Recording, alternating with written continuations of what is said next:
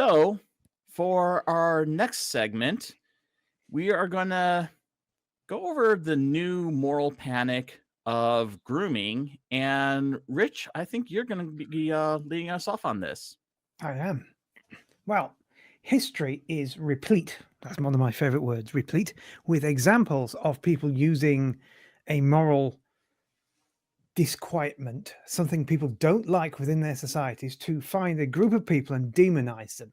It's how the witch crazes happened. It's how the Nazis gained power and got away with what they did. These things happen time and time again.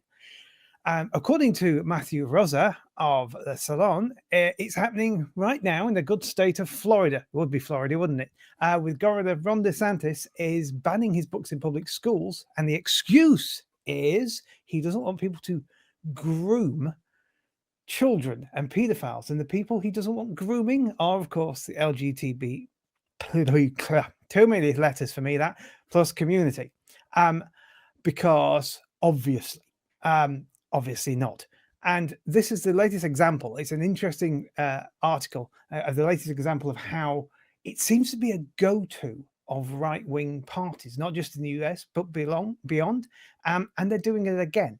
And it's, it is back. It is back, and it is in Florida. So the reason you can't get certain books is because LGBTQ plus people are groomers. What say you people? Yeah, we've covered this in multiple episodes. We've talked about the banning of books. We've talked about librarians being under attack, where they're even getting death threats. Definitely go through our back catalog, because this battle is not even close to being over. And I don't even think we're in the middle of it. This is really just kind of the tip of the iceberg. But we hear, okay, they're calling us groomers.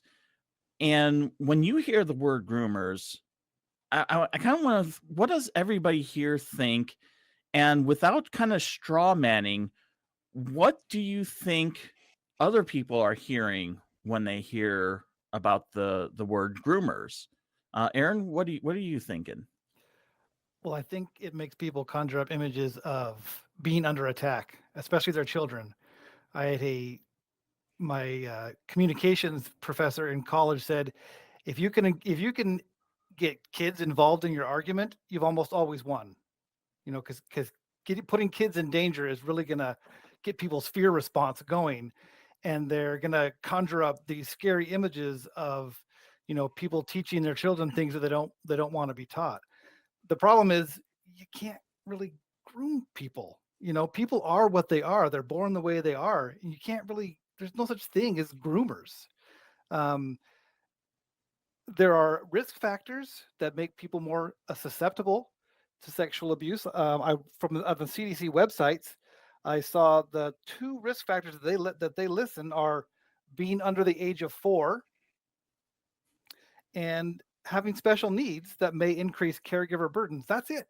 That's what increases the likelihood that someone's going to be a victim of sexual abuse, not what someone's sexuality or gender is.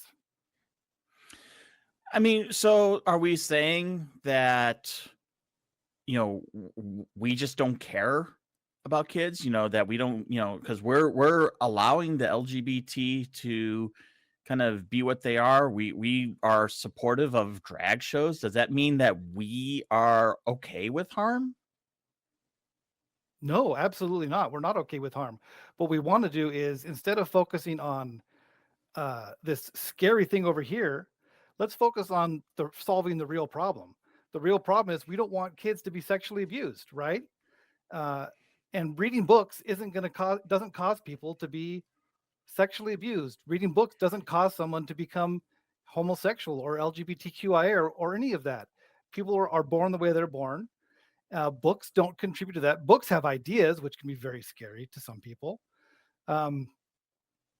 This whole, yeah. And so, yeah, there are so many better things that we can do to keep our kids safe. From that same CDC website, they say that the preventative factors that help that help us prevent sexual abuse include having employed, educated, and nurturing caregivers, and having good communities that provide safe, stable housing, high quality preschool, nurturing and safe childcare, safe, engaging school programs and activities, medical care and mental health services, economic and financial help, work opportunities, and family-friendly policies. Instead of banning books, let's start making policies that improve people's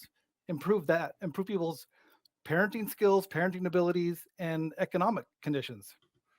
And we'll make sure to link that CDC article in our notes as well. So, why is this message so effective? So, I get that we're trying to say, hey, we want to protect kids, or they want to protect kids.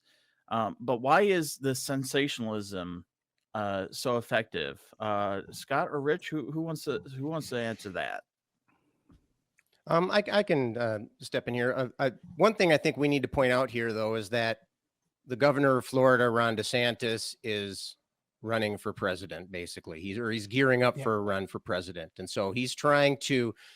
So obviously, a lot of what he's doing here is pandering to the bigotry block. Oh, hey there, bigotry duck. To the bigot block, which is a large part of his support base, and so this demonization it's a tactic. It's a tactic. They frame it as if it were a moral or a safety issue. I don't see them warning about people going to confession at a Catholic church. I mean, I don't know. Or expecting a two-party or two-peer system when a priest is with an altar boy, which right. It's sad that we need to even say that, but there have been so many cases out there. It is something. Don't try to put out our house while yours is still burning, right? Yeah, exactly. And so, I mean, I think what that illustrates, though, is that this is not obviously they're cheering and warning and yelling about the kids' safety, but not our people, right? But not our people. It's only the people with the D's by their name who are going to be grooming our kids. But it's a natural tactic to use. It's a very effective. People are very defensive about their kids, and well, it's evolution. I mean, it's evolutionarily supported. I mean, the parents who did not overreact and hyper protect their kids, the people who didn't do that, their kids would be less likely to survive and to carry on their DNA. And so it's first of all, it's clear that that's why they're using it, and second of all, it's clear that that's ineffective. So I don't see why we shouldn't be surprised that this is happening at all. It's just it's human nature, and it's one party taking advantage of human nature. I wonder if some people think that we might necessarily be doing something similar, that we are saying, hey, look, it's terrible that they're forcing a religious idea when it's just parents teaching their kids their culture, their history, their belief structure. Now, it would be nice if they were able to do that within the guise of, but you can go ahead and make your own decision. But I kind of wonder if some of this pushback could potentially be us saying, hey, no, we need to put this out there. We need to,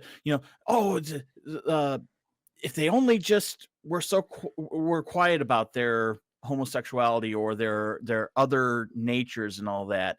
I wonder if they try to say a little bit the same about us. But Rich, what do you think? I think that's an interesting point that they all raise that, but it's kind of an odd one in that to use the UK as an example, in 1988 we had something that was called Section 28 of the Local Government Act, and that Section 28 basically made it illegal for local authorities to, quote, promote homosexuality. The problem was nobody knew what on earth that meant. I mean, what was promoting homosexuality exactly? Was it putting posters up saying "be gay"? I don't know what he's supposed to do with this sort of thing. It took 12 years for that to be got rid of in our country, and it was fought every single day. I was there fighting it. I almost fell off a bridge once, but that's another story. But it was a moment where it was a similar thing. It was a quite right-wing conservative government who wanted to find a group and put a law in that would make a certain section of their voters definitely vote for them, using a very, very old tactic, as I mentioned at the beginning during the intro, which is to create othering, which is to say they are them and we are us, and they are transgressors. So we do not want to be like them. So those people, they do these terrible things. Honest, they do these awful things.